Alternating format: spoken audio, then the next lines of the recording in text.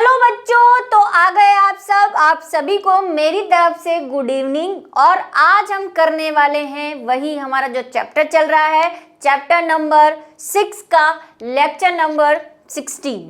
ठीक है, 6 और 16 क्या कॉम्बिनेशन है। ठीक है, तो शुरू करते हैं आज का चैप्टर। और लेक्चर फ्लो आपको पता ही है कि क्या रहेगा हमारा, अगर कोई आगे की बुक देख कर आया हो। चैप्टर फ्लो आपको पता ही है, ये सब हमें पढ़ना है। और आज का हमारा जो लेक्चर फ्लो है वो बहुत ही इंपॉर्टेंट है, तो बिल्कुल आपको क्लास मिस नहीं करनी है, क्योंकि इस पर भयंकर टाइप के क्वेश्चंस आए हुए हैं। भयंकर इन द सेंस इजी तो है अगर समझ में आ गया तो, और नीट से लेकर आपकी एग्जाम तक के सिलेबस में ये बहुत इंपॉर्टेंट है।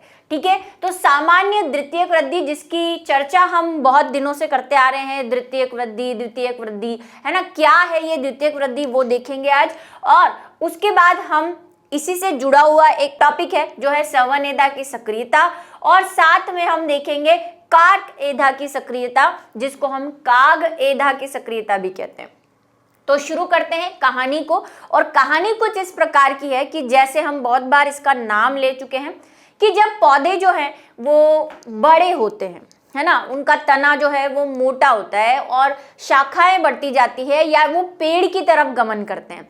तो जैसे जैसे पौधा बड़ा होगा उसकी जड़, उसके तने को, उन सबको संभालने के लिए एक ताकत की जरूरत होगी, एक स्ट्रेंथ की जरूरत होगी, क्योंकि पौधे का ऊपर वाला हिस्सा बहुत भारी है और तना बेचारा इतना सा अगर पतला सा होगा तो वो कैसे उसको सहन कर पाएगा। तो इसीलिए तने और जड़ दोनों अपनी शाखाओं में, जड़ें तो अपनी शाखाओं में वृद्धि करेगी प्लस मोटाई में भी वृद्धि करेगी, और तने अपनी मोटाई में वृद्धि करते हैं। और ये जो मोटाई में वृद्धि है ये किसकी वजह से होती है? ये मोटाई में वृद्धि का जो श्रेय है वो द्वितीयक वृद्धि को जाता है, यानी कि सेकेंडरी ग्रोथ को जाता है।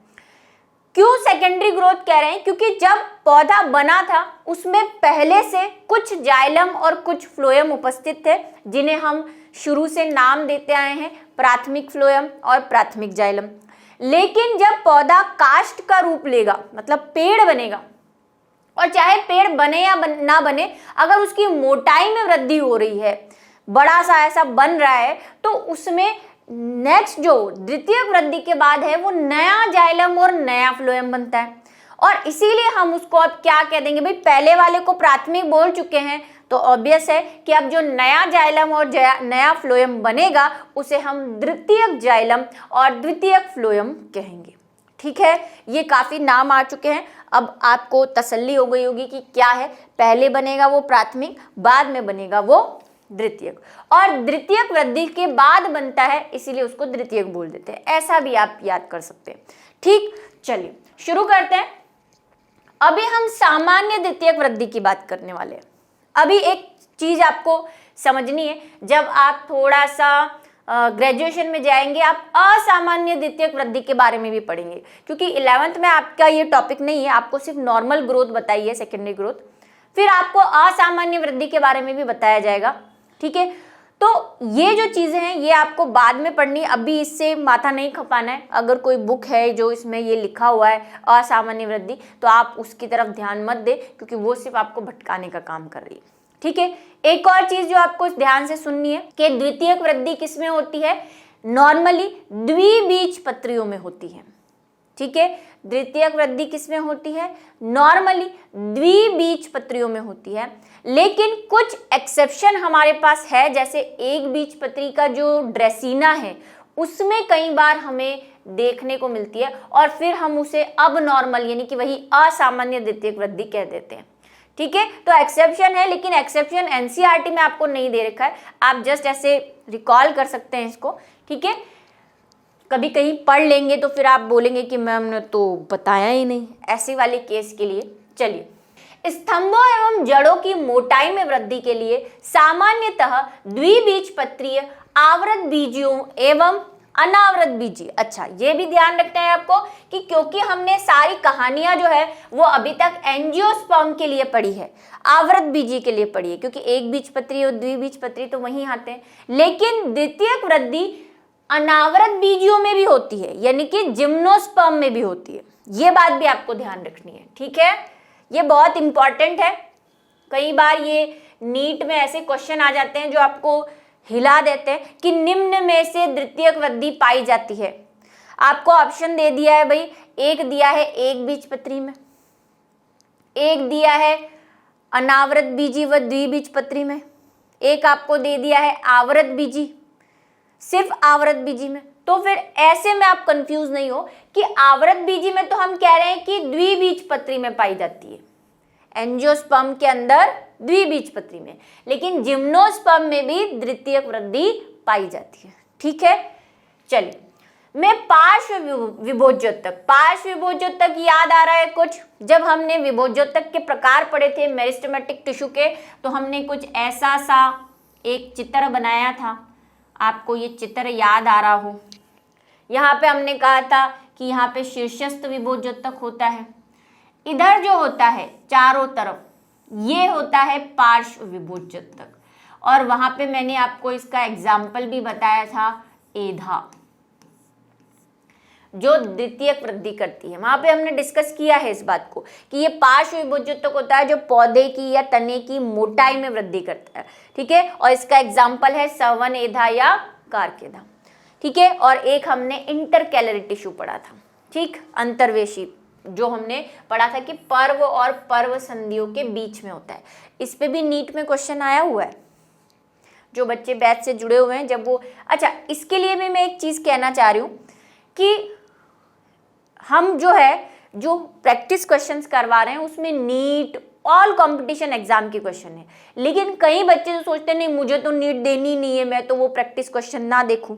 ऐसा नहीं है, जो बिहार बोर्ड से हैं या यूपी बोर्ड से, उनको पता है कि उनके मैक्सिमम जो सिलेबस है उसमें ऑब्जेक्टिव क्वेश्चंस का प्रोपोर्शन ज़्यादा होता है, जैसे कि है ना 50% जो है आपके शायद ऑब्जेक्टिव क्वेश्चंस आते हैं, तो वो ऑब्जेक्टिव क्वेश्चन वहाँ पे हमने प्रैक्टिस क्वेश्चन में डाल रखे हैं, तो आपका दोनों चीज़ कवर हो रही है। आपके स्कूल के ऑब्जेक्टिव भी भाई उनको थोड़ी ना पता है कि ये नीट का क्वेश्चन है, वो तो ऑब्जेक्टिव बनाएंगे, तो आपको तो सारे ही ऑब्जेक्टिव देखने, चाहे वो नीट के हो, चाहे यूपी बोर्ड के हो, चाहे बिहार बोर्ड के हो, चाहे एमपी बोर्ड के हो, चाहे किसी भी कॉम्पिटिशन में है, आपके सामने ऑब्जेक्टिव कैसे भी आ सकता है। तो उनके लिए एक अच्छी अपॉर्चुनिटी है कि वो उस प्रैक्टिस क्वेश्चन की सीरीज को देखें। ठीक है, जो बच्चे बैच से जुड़े हुए हैं और जो नहीं जुड़े हुए हैं वो जुड़कर देख सकते हैं। चलिए आ जाइए, बात कर लेते हैं जो हम बात कर रहे थे लेटरल की, ये जो है लेटरल मेरिस्टेम यानी कि पार्श्व विभोज्योतक में क्या होगा, क्रियाशील होकर नए उत्तकों का निर्माण करता है, इन्हें द्वितीयक उत्तक कहते हैं। ठीक है, सेकेंडरी टिश्यू। और कौन है ये द्वितीयक उत्तक? जाइलम और फ्लोएम, जो कि अभी मैंने थोड़ा सा पहले कहा आपको। ठीक है, इस प्रकार द्वितीयक उत्तकों में निर्माण के फलस्वरूप तनों एवं जड़ों की मोटाई में वृद्धि होती है। ठीक है, जिससे द्वितीयक वृद्धि कहते हैं। आपको पूछ ले द्वितीयक वृद्धि क्या है, तो आप क्या कहोगे कि पार्श्व विभोज्योतक में एदा निर्माण या सक्रियता के कारण कुछ द्वितीयक उत्तकों का निर्माण होता है, जिससे तने की मोटाई में वृद्धि होती है, इसे हम द्वितीयक वृद्धि कहते हैं। एक नंबर के क्वेश्चन में पूछा जा सकता है। ठीक, चलिए बात करते हैं अब द्वितीयक वृद्धि होती कैसे है।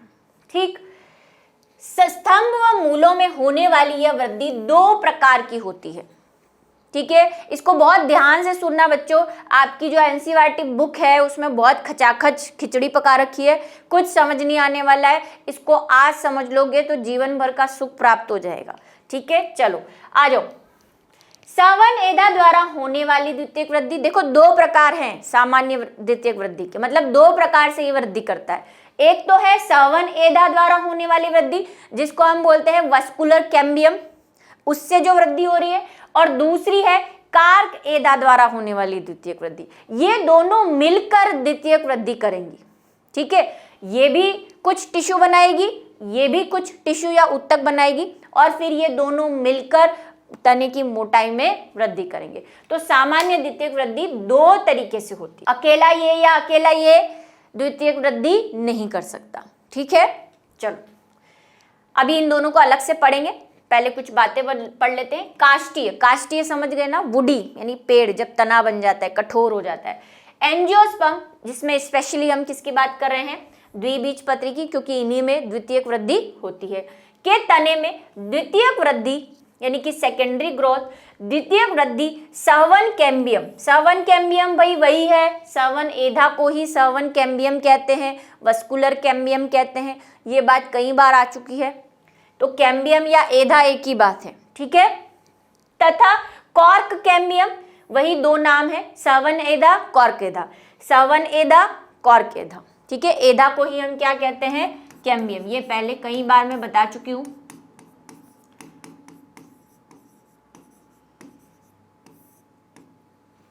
और कार्क को काग भी लिखा हो सकता है किसी बुक में, काग, ये भी बता चुकी हूं। तो भाई काग देख के कंफ्यूज मत होना, ये कॉर्क और काग एक ही चीज है, ठीक है।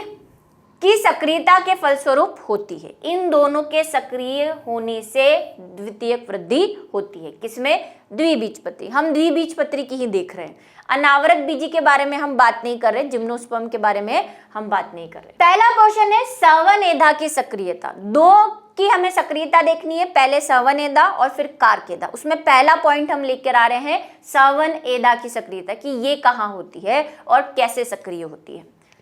पता तो होगा ही आपको कहाँ होती है, क्योंकि हम इसके बारे में काफी कुछ पहले डिस्कस कर चुके हैं। एधा एधा एधा, कई बार एधा नाम आ गया है, ठीक है। एधा एधा करके बेदा बना दिया है हमारा।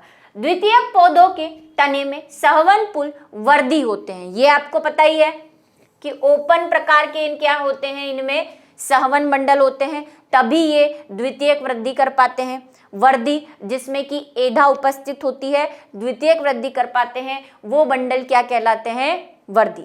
और कहाँ होते हैं ये आपको पता ही है, हम सहवन पुल ऐसा बनाते हैं, ऊपर की तरफ हम फ्लोएम बनाते हैं, ठीक है, और बीच में एक लाइन बनाते आ रहे हैं कब से, जिसी को हम क्या कह रहे हैं, एधा या कैम्बियम, उसी की बात कर रहे हैं हम। सहवन एधा यानी वस्कुलर कैम्बियम, ये वस्कुलर कैम्बियम यही है, इसी जगह पर। किनके बीच में होती है ये, जाइलम और फ्लोएम के बीच में, ये हमारा हो गया जाइलम, ठीक है। और भी होंगे ऐसे, मैं एक ही बना रही हूं, तो ये हमारा जाइलम। और इसीलिए हम इनको कैसे बंडल कहते हैं, वर्धी यानी कि ओपन, क्योंकि इनमें कैम्बियम या एधा उपस्थित होती है। और सहवन एधा क्यों कह रहे हैं, क्योंकि ये सहवन बंडलों के बीच में उपस्थित है, दो सहवन उत्तकों के बीच में। फ्लोएम भी सहवन उत्तक है, जाइलम भी सहवन उत्तक है, बीच में है, इसीलिए इसको सहवन एधा कह रहे हैं, ठीक। अर्थात सहवन पुल में जाइलम तथा फ्लोएम के अंतःपुलीय एधा पाई जाती है। एक नया वर्ड जो शायद मैं समझा चुकी हूं पहले, लेकिन फिर से समझा चुकी हूं। दो वर्ड आपको पढ़ने हैं, एक है अंतःपुलीय और एक है अंतरापुलीय, ठीक है। अंतःपुलीय का इंग्लिश ट्रांसलेशन याद रख ले, इंट्रा फेसिकुलर, और इसी की जगह आपको इंट्रावस्कुलर भी मिल सकता है, वो भी गलत नहीं है, ठीक है, दोनों ही सेम है। क्या है ये बात सुनो अब मेरी, जब एक ही सहवन पुल के बीच में, जब एक ही सहवन पुल, ऐसे बहुत सारे सहवन पुल होंगे, है ना। जब हम द्विबीजपत्री तने की बात करते हैं तो हम क्या बात करते हैं कि उसमें ऐसे सहवन पुल बनाते हैं अरेंज पूरे दो या 6 के बीच में, और यहाँ पे हम एधा बनाते हैं, ये ऊपर फ्लोएम, नीचे जाइलम और बीच में एधा। क्योंकि ये सहवन बंडल या सहवन उत्तकों के बीच में होती है, इसीलिए इसे अंतःपुलीय एधा कहते हैं।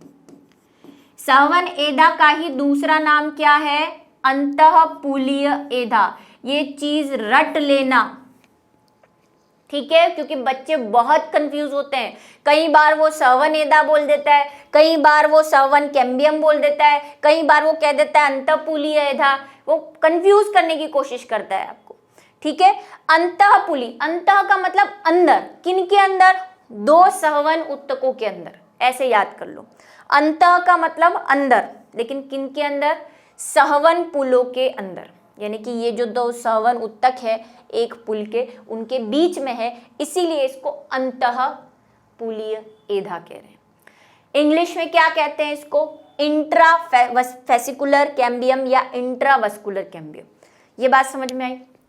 सहवन के बीच की कोशिका विभोज्योतकी होकर आंतरपुलीय एधा बनाती है। ये दोनों प्रकार की एधाएं आपस में मिलकर सहवन एधा वलय बनाती है। अब ये वाली लाइन समझो, देखो ये वाली हो गई, इसकी बात समझ में आई आपको? ठीक। अब क्या ये अकेली अगर विभाजित होगी, मान लो ये तना है, हम टीएस देख रहे हैं तने का, अगर ये विभाजित होगी तो सिर्फ यहाँ पे चौड़ाई में वृद्धि होगी, इतनी चौड़ाई में वृद्धि हो गई, इतनी चौड़ाई में, तो तना तो फिर ऐसा दिखेगा, ऐसा दिखेगा ना। अगर सिर्फ यहाँ पे द्वितीयक वृद्धि हुई तो ये बाहर आ जाएगा, भाई इसमें वृद्धि हो गई, यहाँ से ये मोटा हो गया, यहाँ से ये मोटा हो गया, यहाँ से ये, लेकिन बीच का क्या हुआ? अब यहाँ वाली जो कोशिकाएं होती हैं, कौन सी कोशिकाएं? आपको पता है मज्जा किरणों की हमने बात की थी कि यहाँ पे मज्जा किरणें होती है ना, इस जगह पे मज्जा किरणें या मज्जा कोशिकाएं बोल दो, जो भी बोलना चाहते हो, क्योंकि सब में मज्जा किरणें भी नहीं होती। तो यहाँ पे सहवन पुलों के बीच में स्थित कुछ कोशिकाएं विभाजन का काम कर लेती है। देखो यहाँ लिखा है, सहवन पुल के बीच की कोशिका विभोज्योतकी होकर, इस लाइन को बहुत ध्यान से सुनना है आपको। सहवन पुल, ये सहवन पुल है, इनके बीच की कोशिका, मैंने यहाँ पे मज्जा, यहाँ पे ये वाली कोशिकाएं क्या करेंगी? विभाजन, विभोज्योतकी हो जाती है, मेरिस्टेमेटिक हो जाती है। अभी मैं मज्जा किरणें हटा रही हूँ क्योंकि मुझे कुछ आपको समझाना है। यहाँ वाली कोशिकाएं भी क्या हो जाएंगी? विभोज्योतकी हो जाएंगी। ऐसे मैं लाइन के हिसाब से ही समझा रही हूँ, एक बार मैंने आपको बता दिया कि ये कोशिकाएं हैं जो विभोज्योति हो गई है, ठीक है। ये वाली जो एधा बनेगी इसे हम बोलते हैं अंतरापुलीय एधा, इंग्लिश में इसे बोलते हैं इंटरवस्कुलर कैम्बियम। वो इंट्रा थी, ये इंटर है, वो अंतः थी, ये अंतरा है। समझ में आई? अंतरा, अंतरा मतलब दो अलग अलग चीजों के बीच। ये वर्ड बहुत बार आता है, केमिस्ट्री फिजिक्स में भी आता है कई बार, ठीक है, स्पेशली केमिस्ट्री में आता है जब बॉन्ड की बातें होती हैं। पता नहीं अभी तक आया है कि नहीं, आप कहाँ हैं, लेकिन अंतरा का मतलब दो असमान चीजों के बीच में, दो चीजों के बीच में। और ये जो है अंतःपुली, ये दो सहवन उत्तकों के बीच में थी, तो ये वाली जो है ये कहलाती है अंतरापुलीयेधा या इंटरवस्कुलर या इंटरफेसिकुलर कैम्बियम। इनकी स्थिति आपको याद रखनी है। अब क्या होगा भाई, ये दोनों देखो, ये यहां से विभोज्योतकी हो रही है, वो वहां से विभोज्योतकी, ये मिलकर एक सर्कल का निर्माण कर लेती है। ऐसे अंदर वाली एधा और बाहर वाली एधा, ये मिलकर एक वलय का निर्माण कर लेती है, जिसे आंतरापुलीय एधा। देखो ये आंतरापुलीय एधा और ये अंतरापुलीय एधा एक है। ये आंतरापुली मैंने क्यों लिखा, क्योंकि आपकी एनसीईआरटी बुक में ये वर्ड दे रखा है, लेकिन सही वर्ड जो है वो अंतरापुलीय, ये हमेशा आपके आएगा। ये तो क्या है, आपकी बुक में दे रखा है, हालांकि ये और ये दो सेम ही है, लेकिन इसीलिए मैंने दोनों वर्ड ले लिए। इसको ही अंतरापुलीय और इसको ही अंतरापुलीय कहते हैं, ठीक है। इंग्लिश वाला इसीलिए बोल रही हूँ, देखो इंग्लिश में इंटरफेसिकुलर लिखा हुआ है। अब क्या होगा, जो अंदर बन रही थी अंतःपुलीय एधा और अंतरापुलीय एधा मिलकर एक रिंग का निर्माण कर लेती है, और अब ये द्वितीयक वृद्धि करेंगी तो तना सब तरफ से बराबर वृद्धि करेगा। अब कैसे वृद्धि करेंगी वो देखते हैं। ये रिंग बन गई है, ये बात आपको समझ में आ गई है मेरे हिसाब से। चलो मैं इसको एक बार फिर समझाऊंगी, रिपीट करेंगे इसको। सहवन एधा वलय की कोशिकाएं तने, ये देखो वलय बन गई ना, रिंग बन गई है, सहवन एधा की रिंग बन गई है। कौन सी? एक तो अंतःपुली वाली और अंतरापुली वाली मिल गई तो एक रिंग का निर्माण कर लिया इन्होंने, वलय का। कोशिकाएं तने की परिधि के समांतर तल अर्थात स्पर्श रेखीय तल में ही विभाजित करती है। जैसे कि ये अभी मैंने बनाया था, ये हमारा सहवन बंडल, ये अब मैं 3 ही बना रही हूं और हमारी रिंग बन चुकी है ये वाली। ये क्या करती है, समांतर। समांतर का मतलब भाई ये एक लाइन थोड़ी ना है, हम लाइन की तरह बना रहे हैं, तो ये कोशिकाएं ना ऐसी ऐसी कोशिकाएं हैं ये। अब ये कोशिकाएं समांतर, समांतर का मतलब इस तरह से, ये ऐसे विभाजित होंगी, ये कोशिका ऐसे विभाजित हुई, ये कोशिका ऐसे विभाजित हुई, तो 2 कोशिकाएं बन गई।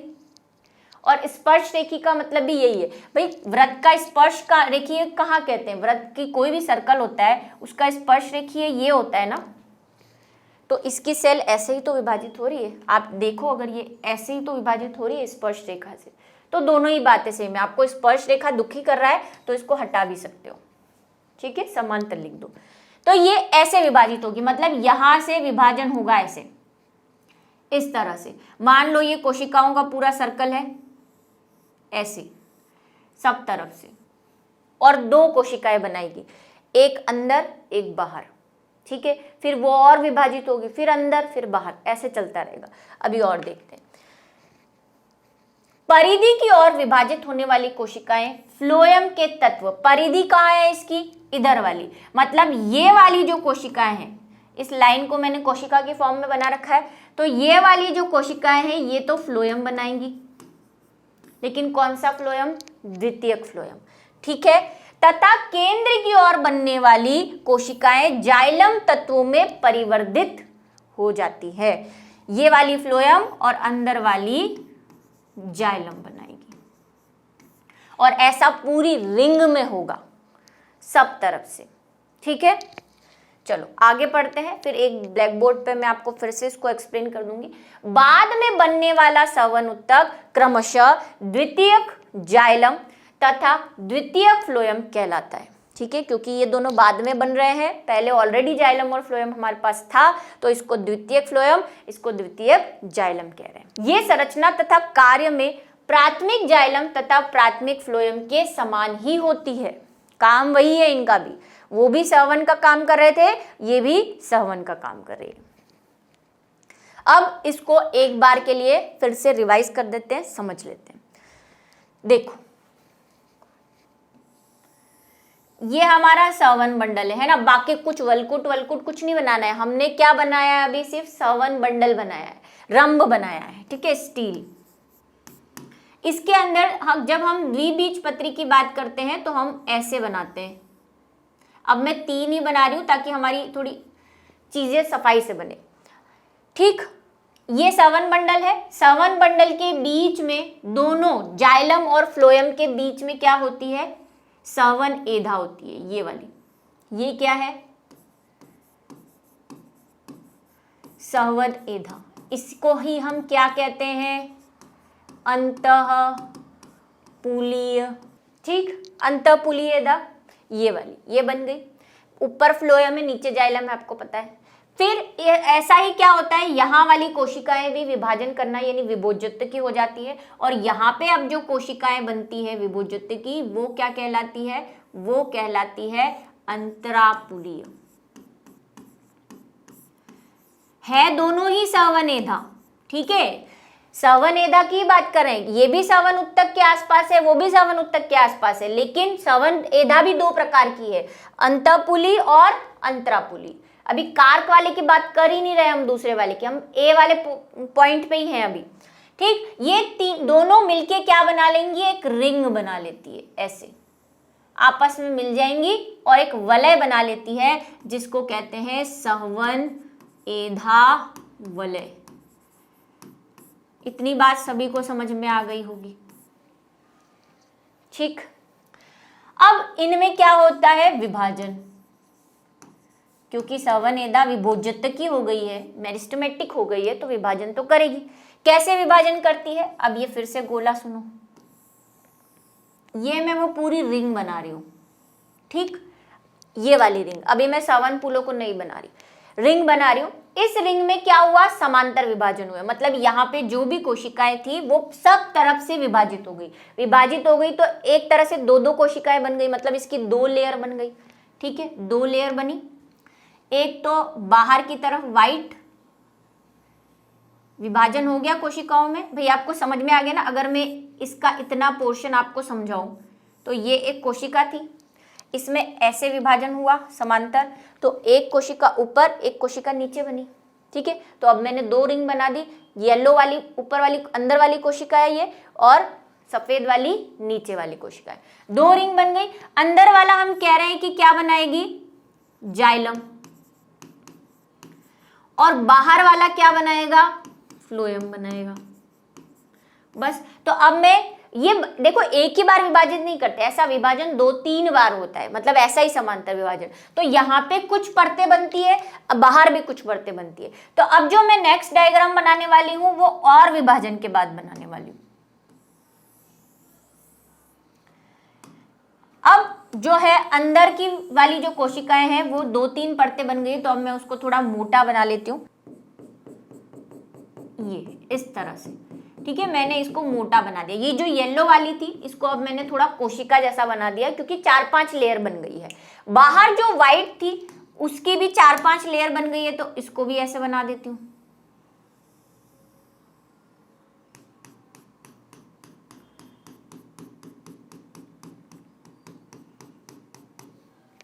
ठीक, अंदर वाली हम कह रहे हैं क्या है, अंदर वाली द्वितीयक जाइलम है, क्योंकि पहले वाला जाइलम तो है ही था यहाँ पे, ये अभी नया बना है, इसको हम द्वितीयक जाइलम कह रहे हैं।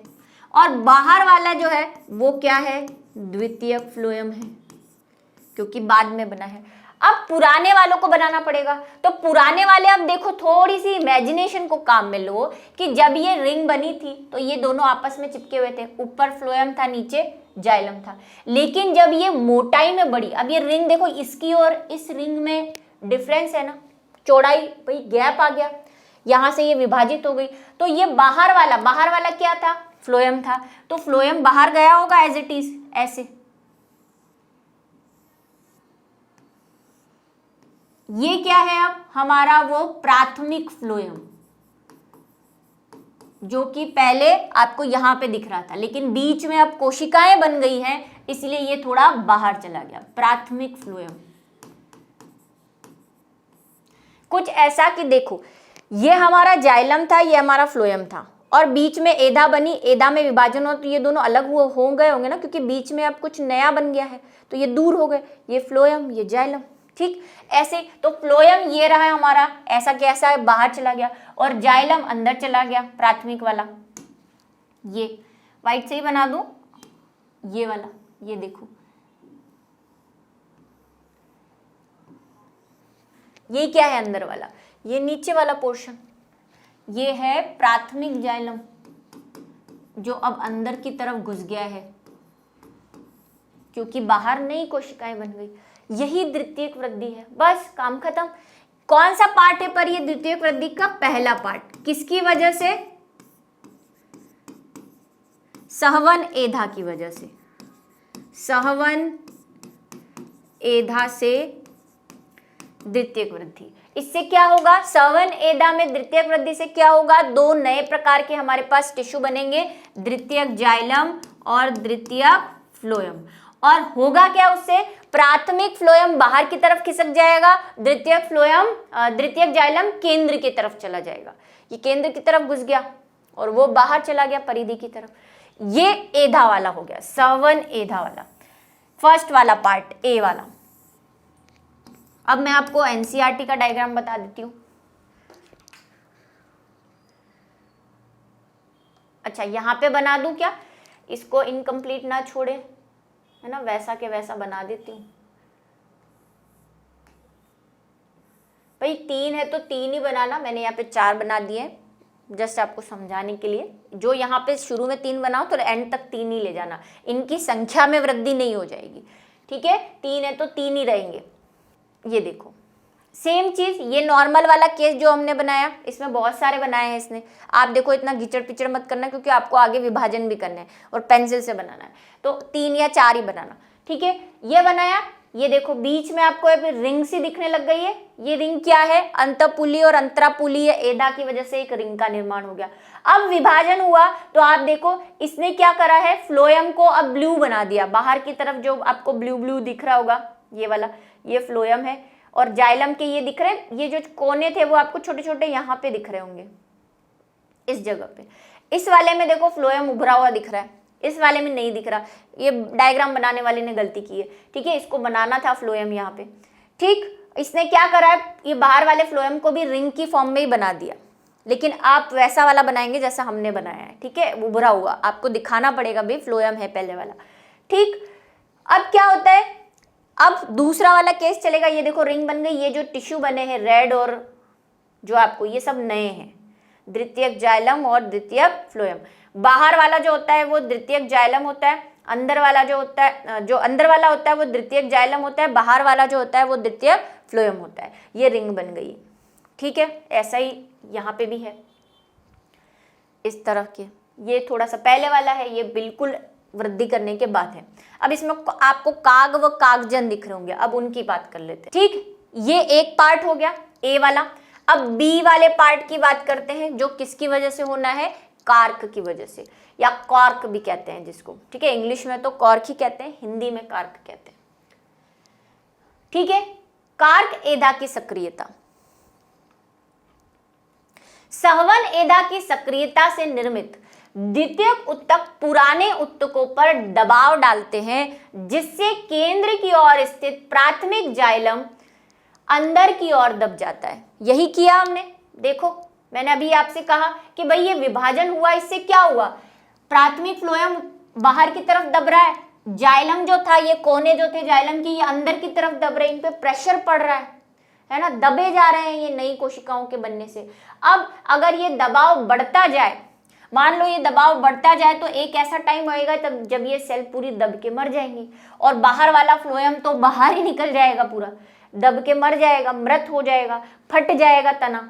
अब इस फटते हुए तने को रोका कैसे जाए, ठीक है। उसके लिए हमारा हीरो आता है, और वही है हमारी कार्क कैम्बियम। वैसे तो हीरोइन है स्त्रीलिंग, ठीक है, हीरोइन आती है हमारी कार्क कैम्बियम।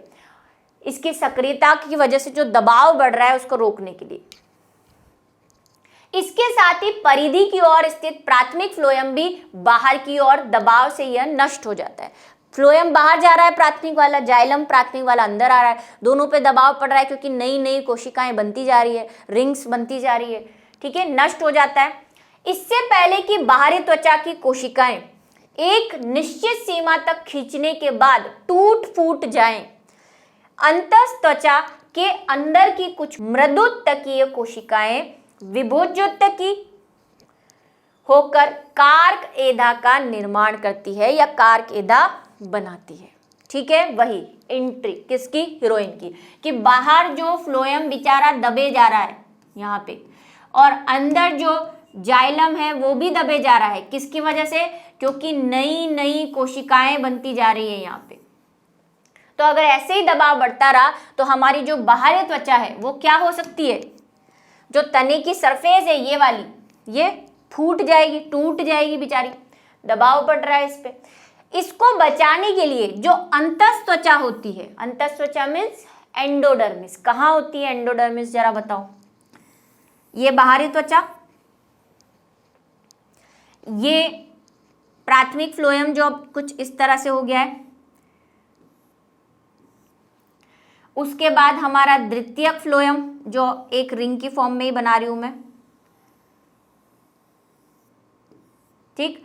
उसके बाद प्राथमिक फ्लोएम की काफी मोटी लेयर है, अब मैं एक एक लेयर ही बना रही हूँ, पूरा डिटेलिंग नहीं कर रही। प्राथमिक फ्लोएम के बीच में आएगा आपकी एधा, सवन एधा, जिसकी वजह से ये बनी है, और अंदर की तरफ बना है द्वितीयक जाइलम, जो कि अब मैं ग्रीन कलर का बना रही हूं, ठीक है। और ये है हमारा बचा हुआ जाइलम प्राथमिक वाला। लेकिन आपको पता है कि अंतस त्वचा कहाँ होती है, हाँ पता है कहाँ होती है भाई, सहवन बंडल होते हैं। सहवन बंडल एक परिरंभ से ढके होते हैं, और परिरंभ के बाहर ही तो कौन होती है, अंतस त्वचा, एंडोडर्मिस होती है ना, सीरियल यही है, बाहरी त्वचा, वलकुट, अंतस त्वचा, परिरंभ, फिर रंभ। तो यहाँ पे कहीं इस जगह पे कौन है हमारी, अंतस त्वचा। ये जो ग्रीन अब मैं बना रही हूं यहीं पे क्या है, अंतस त्वचा है, एंडोडर्मिस है। तो ये एंडोडर्मिस इस टूटते हुए बाहरी त्वचा, दबते हुए फ्लोएम पे दया खाके कहती है, विकराल रूप धारण कर लेती है, कहती है मैं भी विभोज्योत्तक होंगी, है ना, बहुत हो गई इसकी दादागिरी, ठीक है, मैंने आपसे कहा था ना स्थायी होती है लेकिन कभी कभी विभोज्योति की, बस ये भी एधा भी ऐसे ही करती, पहले स्थायी होती है विभोज्योति की। अब अंतस्त्वचा को भूत आ जाता है कि मैं ये आक्रमण नहीं होने दूंगी और मैं क्या करूंगी, खुद विभोज्योति की होके ये जो टिश्यू दब रहे हैं इनको बचाऊंगी, है ना। तो इनकी ये कर्ता धर्ता बन के आती है और क्या बनाती है, कार्क एधा बनाती है। अब क्योंकि उसको अंतस्त्वचा नहीं कह सकते ना, अंतस्त्वचा तो हम कह रहे हैं कि स्थायी है, उनसे जो विभोज्योति की कोशिकाएं बनी है उनको हम कार्क एधा बोल रहे हैं, ठीक है। कार्क एधा तने की परिधि के समांतर विभाजित होकर बाहर की ओर सुबेनीकृत कार्क या फैलम का निर्माण करती है। बहुत इंपॉर्टेंट टॉपिक आने वाला है बच्चों, इसको थोड़ा ध्यान से सुनो। नीट में कई बार और आपके क्लास 11th में भी पीछे की तरफ क्वेश्चन दिया हुआ है इसका, इसीलिए इसको ध्यान से सुनना। बाहर की तरफ कार्क फैलम बनाती है, जिसको कार्क बोलो या फैलम बोलो एक ही बात है, निर्माण करती है। दूसरा, यह तने के भीतरी ऊतकों को सुरक्षा करती है। कार्क कैम्बियम के केंद्र की ओर बनने वाली मृदुत्तकीय, स्थूल कोणोत्तकीय अथवा दृढ़ोत्तकीय कोशिकाएं द्वितीयक वल्कुट का निर्माण करती है, ठीक है। ये क्या कहती है कि मैं दूसरा वल्कुट बनाऊंगी ताकि मेरे फ्लोएम, मेरी बाहरी त्वचा सुरक्षित रहे और फटे नहीं। कैसे, देखते हैं अभी, पहले इसको पढ़ लेते हैं क्या कह रहा है ये। कार्क एधा से बने फेलम तथा फेलोडर्म को सामूहिक रूप से परिचर्म कहते हैं। बुक के पीछे क्वेश्चन में पूछा है परिचर्म या परित्वक किसे कहते हैं, किसे कहते हैं इन तीनों को।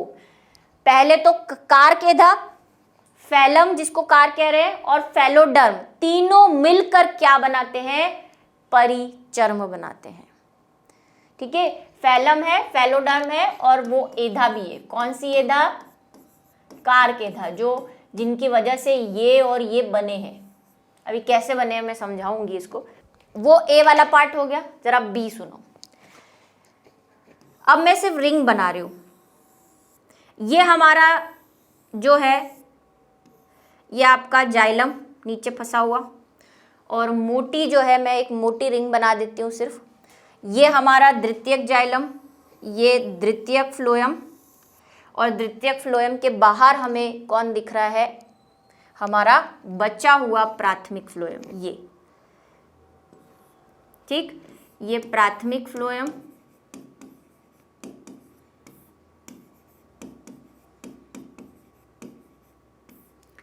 ये प्राथमिक जाइलम,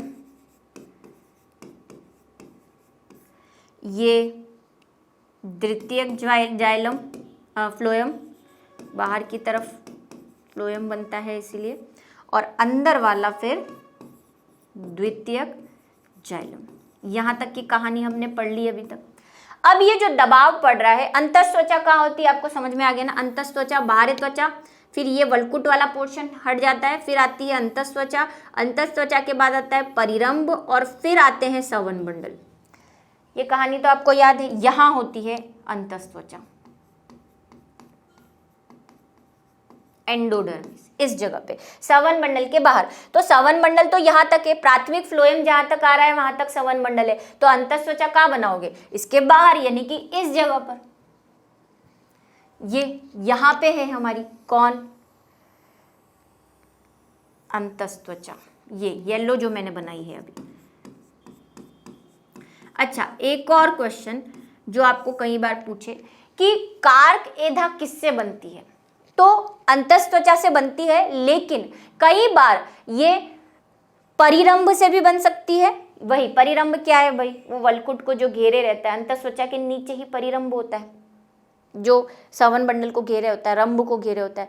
कई बार परिरंभ, अंतस्त्वचा या वल्कुट, तीनों आपको याद रखने, क्योंकि नीट में एक बार क्वेश्चन पूछा हुआ है, एक तो परिरंभ या अंतस्त्वचा या वल्कुट, कोई भी कोशिका, इन तीनों मिलके भी और तीनों में से कोई एक भी मिलके क्या बना दिए, मिलके वो कौन सी कार्क एधा बना सकती है, मतलब कि वही विभोज्योत की हो जाएगी। लेकिन अंतःस्त्वचा एक ही लिखना है तो हम अंतःस्त्वचा लिख रहे हैं, ठीक है। अंतःस्त्वचा की कोशिकाएं विभाजित होके अब इन्होंने क्या बना दिए, अब ये अंतःस्त्वचा नहीं रही, इसकी कोशिकाएं विभाजित होके क्या बना चुकी है, कार्क एधा बना चुकी है, जो कि दूसरी प्रकार की एधा है, कार्क कैम्बियम। अब ये कार्क कैम्बियम भी वैसे ही विभाजित होगी जैसे कि सवनेदा, बाहर की तरफ और अंदर की तरफ कोशिकाएं बनाएगी। अब गोला मैंने थोड़ा बड़ा बना दिया है, ठीक, क्योंकि हमें बड़ी चीज बनानी है। अब मैं बार बार सबके नाम नहीं लिख रही हूं, डायरेक्ट बना रही हूं। देखो ये बीच में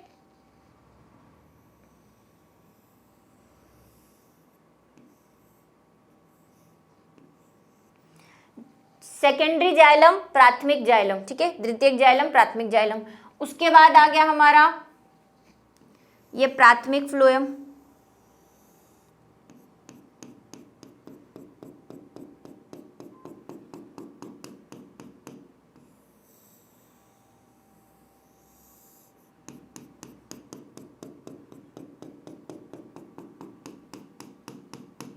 और बचा हुआ फ्लोएम यहां बना देते हैं। ये लो, ये बचा कुचा जिस पे दबाव पड़ रहा है बहुत ज्यादा, ये रहा। अब अंतःस्त्वचा की कोशिकाएं विभाजित हुई है तो अंतःस्त्वचा ये बना देती हूं मैं, ये अंतःस्त्वचा की कोशिकाएं विभाजित होके क्या बना दिया, अब ये एधा बना दिए। कौन सी एधा, कार्क एधा। ये कार्क एधा भी वैसे ही, कैसे, जैसे कि वो विभाजित हुई थी, यहां से समांतर विभाजन करेगी और अंदर की ओर कुछ कोशिकाएं बनाएगी, कुछ कोशिकाएं बाहर की ओर, एज इट इज लेके। मैं आप सोचो कि ये वाली कोशिका को काट के बता रही हूं, विभाजन हुआ, समांतर विभाजन, अंदर कुछ कोशिकाओं की परतें बनेंगी, बाहर भी कुछ कोशिकाओं की परतें बनेगी। ये तो मैंने एक एक ही बनाई है, आगे और विभाजित होगी। तो अंदर की ओर ये क्या बनाती है, अंदर की ओर विभाजन करके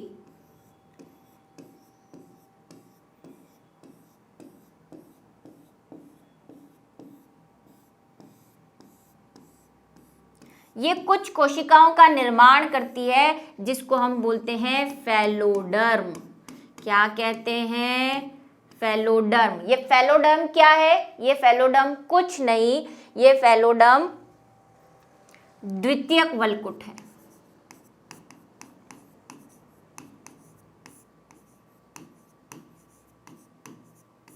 उसी को फैलोडर्म कहते हैं। ये आपको नाम याद रखना है, ये वाला भी और ये वाले। कार्क विभाजित होकर क्या बनाती है, कार्क विभाजित होकर अंदर की तरफ, अंदर की तरफ तो द्वितीयक वलकुट यानी कि फैलोडर्म बनाती है, और बाहर की ओर, अब मैं पूरा नहीं बनाऊंगी, सिर्फ कुछ लेयर बना देती हूं। बाहर की ओर विभाजित होकर क्या बना रही है, ये बाहर की ओर विभाजित होकर कॉर्क बनाती है या कॉर्क बनाती है। ये कॉर्क एधा है और ये सिर्फ कॉर्क है, जिसको हम काग भी कहते हैं और जिसको हम फैलम भी कहते हैं। ये आपको दोनों नाम मैं बोल रही हूँ, इंग्लिश हिंदी वाले याद रखने हैं, क्योंकि कोई भी नाम से आ सकता है। हिंदी में भी फैलम लिखा हुआ आ सकता है, ठीक है, कार्क काग लिखा हुआ भी आ सकता है, इधर द्वितीयक वलकुट भी लिखा आ सकता है, फैलोडर्म भी लिखा हुआ आ सकता है। इसीलिए तो क्या तीन तरह की कोशिकाएं हो गई अब हमारे पास। कार्क विभाजित हुई, कार्क ने विभाजित होकर केंद्र की ओर द्वितीयक वलकुट यानी कि फैलोडर्म बनाया, परिधि की ओर जो है, परिधि मतलब बाहर की ओर, कार्क यानी कि फैलम बनाया। इन तीनों को, ये द्वितीयक वलकुट प्लस कार्क एधा प्लस कार्क, ये तीनों मिलाके द्वितीयक वलकुट यानी कि फैलोडर्म, बीच में जो ग्रीन लाइन है वो कार्क एधा है और उसके बाहर जो है वो कार्क है। ये तीनों को मिलाकर हम क्या बोलते हैं, परिचर्म। ठीक है, क्या कहते हैं, परिचर्म कहते हैं। और ये नीट में भी पूछा हुआ है, आपकी बुक के पीछे क्वेश्चन भी है कि परिचर्म और परित्वक क्या होते हैं। कैसे लिखोगे, जो नोट्स हैं उनके पास, उनको तो परिभाषा मिल जाएगी। कार्क एधा में द्वितीयक वृद्धि के दौरान अंदर की तरफ द्वितीयक वलकुट जिसे फैलोडर्म कहते हैं, बाहर की ओर कार्क जिसे फैलम कहते हैं का निर्माण होता है। फैलोडर्म, कार्क एधा और फैलम तीनों मिलके परिचर्म कहलाते हैं। इसका भी एक इंग्लिश नाम है, वो है फैलोजन। ये बहुत कंफ्यूज करते हैं बेटा, इनको ध्यान रख लेना। फैलम, फैलोजन, फैलोडर्म, ऐसे सीरियल वाइज रखो। सबसे बाहर फैलम, उसके नीचे फैलोजन और अंदर की तरफ फैलोडर्म। ठीक है, तो द्वितीयक वल्कुट। तो ये है हमारी कार्क एधा। तो दोनों एधा के बारे में पता चल गया। सहवन एधा क्या कर रही है? सहवन एधा द्वितीयक जाइलम और द्वितीयक फ्लोएम का निर्माण करती है। कार्क एधा द्वितीयक वल्कुट और कार्क का निर्माण, और यही कार्क आपकी आगे जाके छाल बनाएगी पेड़ की। ये जैसे देखो विभाजन हो रहा है, वही तने पे वही दबाव पड़ रहा है, तो वो तना जब काष्ठी हो जाता है, आपने देखा होगा पेड़ पे छाल निकलने लग जाती है। ये छाल क्या है? ये काग है, ये कार्क है काग, ये फैलम, इसी को छाल कहते हैं। और कई बार ये तीनों कंबाइन फॉर्म में भी निकलते हैं, द्वितीयक वल्कुट, कार्क और कार्केदा, ये तीनों भी छाल बन के निकल सकते हैं, पेड़ की जो छाल होती है। अच्छा, एक और क्वेश्चन जो यहाँ पे बनता है कि कॉर्क आपने नाम सुना है? जब हमने कोशिकाओं के बारे में पढ़ा था, तो 9th में भी पढ़ा होगा आपने, कोशिका की खोज कैसे हुई थी, तो आपने पढ़ा होगा कि उन्होंने कार्क की कोशिकाओं में, कार्क क्या होता है? एक ढक्कन है ना, जो पुराने टाइम में कांच की बोतलों पे लगाया जाता था। तो नीट में एक बार ये क्वेश्चन पूछा हुआ है कि ये जो कार्क है, जो कांच की बोतलों पर लगाया जाता है, उसको कार्क ही कहते हैं, कॉर्क, इंग्लिश में तो कॉर्क कहते हैं, हिंदी में कार्क कहते हैं। तो भाई ये क्या किसका बना होता है? तो आपको लग रहा होगा इसका नाम कार्क है तो ये कार्क से बना हुआ है, नहीं, लेकिन नीट ने इसका आंसर जो है वो इसको माना है, कार्क एधा को, फैलम। ये जो फैलोजन का पार्ट होता है वही क्या बनाता है? उससे बनता है ये ढक्कन, इसलिए इस बात को भी याद रखेंगे। ठीक, चलो, तो इसी के साथ अब आपको ये मैं पूरा डायग्राम बता देती हूँ। पहले हमने द्वितीयक जाइलम, द्वितीयक वल्कुट देखा था, अब देखो आपको काग दिख रहा है, कागजन दिख रहा है। कागजन क्या है? वही कार्क एधा, फैलोजन को कागजन भी कहते हैं, भाई नाम बहुत सारे हैं हिंदी में, ठीक है। काग, कागजन, फिर आपकी आ गई मज्जा किरणें, जो मैंने आपको स्टार्टिंग में बना के बताई थी, फिर कहा था कि अभी हमें इसका काम नहीं, हटा दो इसको, ठीक है। अंदर हमारा जाइलम, द्वितीयक फ्लोएम, द्वितीयक जाइलम सब बने पड़े, ध्यान से देखोगे ये एनसीईआरटी का ही डायग्राम है, ठीक है। तो ये बहुत इंपॉर्टेंट टॉपिक है, इसको बिल्कुल अच्छे से समझ के पढ़ना, एक बार, 2 बार, 4 बार, जितनी बार भी आप समझ सको इसको। आई होप मैंने आपको सेटिस्फाई तो कर ही दिया होगा। तो मिलेंगे अगली क्लास में, अगले वीडियो में, अगली कहानी के साथ।